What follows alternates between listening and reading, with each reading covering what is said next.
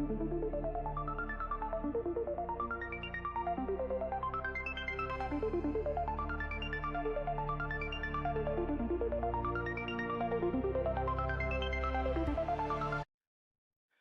everyone. Welcome to a hot take tonight, all about the budget and how it affects patient care and our practices. So I have got so lucky, and thank you so much, Andy, for being here. You're a really busy day. I'm sure lots of people are asking you for opinions on this. We've got someone who knows practice finances like the back of his hand. Any experts and policymakers out there would do really good to hire him and listen to him because he knows far more than some of the policymakers out there. Andy, welcome. And it's been a busy day for you. Yeah, thanks very much for inviting me on. Yeah, very busy day. It was quite a long speech, and then we had to digest it and press releases and various other recordings to be done. So yeah, it's just catching up at the end of the day, really. Wasn't it all leaked beforehand, I hear? Well, there was a bit of a slight leak, and yes, that some poor soul at the OBR managed to put it on their website half an hour early. So you can just imagine someone pressing. We've all done it, haven't we? Accidentally press send when we shouldn't have done. Yeah, absolutely. So overall then, so what are the key budget changes that GPs and primary care teams need to know about, and also their patients? Yeah, so it was quite surprising in that, given the long build-up we had and lots of debate, and it's probably the longest ever build-up I've had to have with a budget of things being leaked and then put down. Actually, a lot of the changes weren't significant, really. A lot of it's been kicked down the road in terms of some of the there are tax rises, and it is a tax raising budget. Because I think we're something like 20 to 30 billion short of where they wanted to be. So, but a lot of these rises are kind of scheduled to come down the line. So I guess the government are hoping the economy picks up, and the OBR did report that actually growth is looking like it's going to be higher than they'd originally forecast, which helps. But we shall see what happens. I think probably the key take for the NHS is that actually it's not much change from where it was this time last year. Right. In the government set their spending plans for the rest of Parliament. And the NHS budget itself, whilst the NHS is probably the one area where there will be real terms growth, whereas other areas of government spending are to be cut, it's still quite low, and it's probably the lowest it's historically been for a long time, and it's as low as it was post the banking crash. Wow. So I think the NHS as a whole will not see a substantial uptake in budgets. What they are hoping is that there will be some significant productivity gains, particularly with some, what looks like sizable investment in digital technology that they did announce in the budget. So I had 300 million figure somewhere. Yeah, so they've announced a 300 million capital spend in digital technology across the NHS. Right. Which, I mean, someone with your tech focus, you'll be pleased to see that. I don't know how far that will go and how speedy that will go across, because it's not just primary care, it's secondary care as well. But I guess this, if we're going to have this analog to digital switch we talk about, there has to be upfront investment.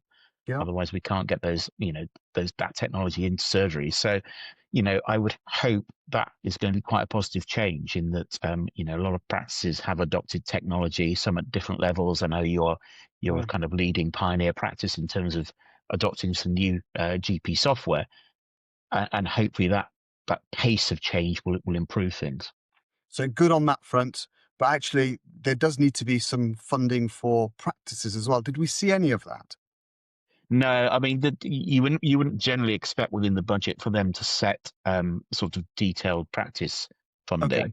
Okay. That comes from out of the whole NHS budget, and that, to a certain extent, is the problem with that is the government did set out last year that they wanted to sort of renegotiate and reset the GP contract going forward, and the GP contract is what sets the funding for general practice. And since then, it's gone a bit quiet. And indeed, there's a lot of tension between government and the BMA union around lots of issues, really. So I would hope that picks up, and I'd hope things settle down in terms of relationships, that we can actually get a positive outcome. Because I think it's in the interest of everyone, patients, government, practices, that actually we have a sensible solution that gives practices the resources going forward. And in terms of practices as small businesses, which is what they are, was there anything in the budget that we need to be aware of? What's your single most important piece of advice for primary care staff, and partners? To be honest, it got to the end of the budget, and I was quite relieved in the end in terms Yeah, of the impact on general practice. yeah, I mean, there are some sizable tax shifts, particularly in terms of investment income. So if you're a taxpayer that's got property income, a taxpayer that's got dividends. So if you've structured your business where you take dividends out of your business, which generally general practice doesn't because they're mostly partnerships, but there are some businesses in general practice which have been set up as limited companies. And if you have savings income, then there will be tax rises from those. But actually, the normal taxes on employment income, self-employment income are unchanged. There's yeah, no change in corporation tax, and no change in capital gains tax, inheritance tax, etc. So not really huge amounts of tax changes in this budget. yeah, So from that perspective, it's useful because at least it gives us a certainty in terms of how we can plan going forward. yeah, Knowing full well that actually probably the day-to-day stuff isn't going to be affected too much. yeah. It's the funding that's going to be crucial, and how they negotiate that next round of Mm, GP contract, which will be crucial going forward. So from your primary care team's viewpoint, yeah. um, it's business as usual, really. I think, apart from Anything that obviously we they should need be to aware? assess their personal situation. Yeah. Every budget, we're always, and every DDRB negotiation, we're always left with kind of unfunded pay rises for staff. Is there any danger of that happening this time? Yeah, there is a danger, insofar as generally at this point in time they also set the national minimum wage for next year, Right. and they have set that. That came out yesterday. Um, just before the budget. So the core national minimum wage for 21-year-olds and over is going up by 4.1% to Okay. 12.7 £12.71 an hour. Yeah. 18 to 20-year-olds, it's actually higher. It's an 8.5%. So actually, we're going to see a probably above inflation rise at national minimum wage level, which I don't think anyone would object to. No, But the you've got same point is in terms of pressures for general practice, yeah, whenever this kind of thing happens, we've had this, for the last few years, yeah. it doesn't affect the people at national minimum wage. It affects the whole range of staff above that because there's always, a knock-on effect of cascading through the system. You got to So maintain differentials, pay yeah, you've got differential. to maintain differentials, absolutely. Otherwise we're going to end up with a position in, umpteen years' time where we're all paid the same rate Yeah. of pay, which some people politically might think that's the right thing to do, but I suspect most Mhm. people don't.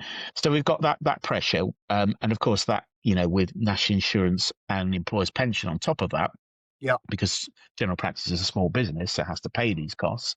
It will be up and above inflation cost, and the government have set out their stall for NHS pay Mm. uplifts to be at 2.5% next year, and that they've said that's the maximum they can fund. So Yeah. if the GP budget goes up by 2.5%, yet staff budget goes up by more than that, which is looking likely, because of this effect, then again, the shortfall will have to be funded by the business owners, or there has to be some kind of efficiency gains made Yeah. within the business to fund that differential. So it does sound as if there's more pain to come next year.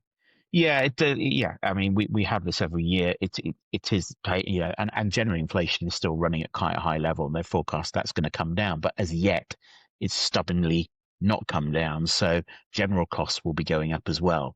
So it would be a worry that if costs are running 3 to 4% next year, and the pay or contract uplift is only 2.5%, and in some cases some of the income you get through general practice isn't even through that negotiation. So some income often gets frozen. Then, potentially we've got a position where Mm. funding produces yet another problem in terms of how to resource practices. Very difficult because we're not like any other businesses. We can't put our prices up to kind of get back some of that cost. We've got one customer who Yeah, you've sets got one customer, the price is set by the customer, which is unusual. the So the only way a sort of general practice could generate more revenue to cover those costs is either take on more patients, Mm. Yeah. which means more patients per clinician, which isn't necessarily great for continuity of care and patient access. Or secondly, gain efficiencies, and that's perhaps we're using technology better Yeah. to effectively replace members of staff who Yeah. may have left the practice. Yeah. So yeah, it's a combination of those two things really. So we shall have to see, but I wouldn't really expect. I think the government have fairly well set out their stall here, but Yeah. not to expect any major uplift in GP funding next year. No. And what's all this I heard yesterday and over the past few days about the neighbourhood health centres? What's going on there? So as part of the government's 10-year plan for the NHS, Yeah. they have talked about what they call a left shift from basically moving things from hospital to community and giving access at a community level to a far wider range of services. To do that, you need space to be able to do that. So most GP practices, I suspect yours is the same, is you're probably What? bursting at the seams trying to deal with what you're going to deal with. So Yeah. suddenly trying to build in new services into your building will be quite difficult. So they have said, well, we'll acknowledge that and actually are going to engage on a program of developing neighbourhood health centres. So the budget has announced an increase from last year. So they're looking at 250 of these, but only Mm, 120 of those will actually be complete by 2030. And to be able to achieve that, probably the majority of the 120 will be actually repurposing existing buildings. right. Okay. So not So they're not necessarily brand actually new ones. right, which is more Yeah. evidence of spin, do you think? Or Well, it depends. Yeah, I mean, certainly one of the ones they announced in their press release, I looked at and thought, well, that's one that only opened in 2019. So yes, they might be doing some reconfiguration of the building or using floors that aren't used, but it's not a brand new building. no, no. And the other issue is 250 sounds an awful lot, but we've got 64 million people in this country, so it really means Right. one new health centre per 250,000 population. Wow. So if you're living somewhere like Wilmslow, which is probably also not going to be prioritised because it's going to be prioritised more to deprived areas, Yeah. Yeah. the likelihood of Wilmslow being the choice for a new neighbourhood health centre is going to be probably quite low. Yeah. And maybe your nearest one will be actually nowhere near where your patients live. So I suspect the majority of us won't be impacted too much by this Right. unless you live near one. Yeah. Yeah. Absolutely. Okay. And so I mean, we've been doing neighbourhood health centres for. I mean, we've got ultrasound, we've got echo, we've got operating theatres. So I mean, there are those centres already out there. Is there anything for those centres to kind of increase their services, or this doesn't seem to be mentioned? Um, Not within the plan for the building side, because the building side's been sort of separately dealt with, and what they're going to start looking at is a new sort of version of public-private finance, which is basically looking at external finances. But to be fair, we've had this in general practice for a long time, and everyone gets awfully upset about it. But actually, it's the reality. If we want to develop things, then Yeah. utilizing private finance and utilizing private property developers is beneficial. I was at a conference last week with Yeah. primary care premises people, so property solicitors, banks, etc., across the country, so Yeah. interested in this space, and the appetite to do this is huge. But actually, the government just need to unlock that appetite. There are issues though, because you can't build things and can't um, get private capital in unless you actually start to repay that capital. So there is a long-term revenue impact on the NHS in that you have to pay down these loans.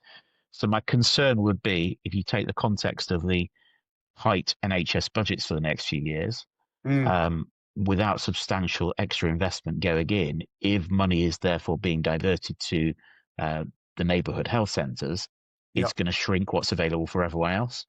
And practices like yours, which are already doing multiple different services and would like to expand it, Mm, are going to be fighting against areas where where the funding is going to have to go because politically that's what the government want to do.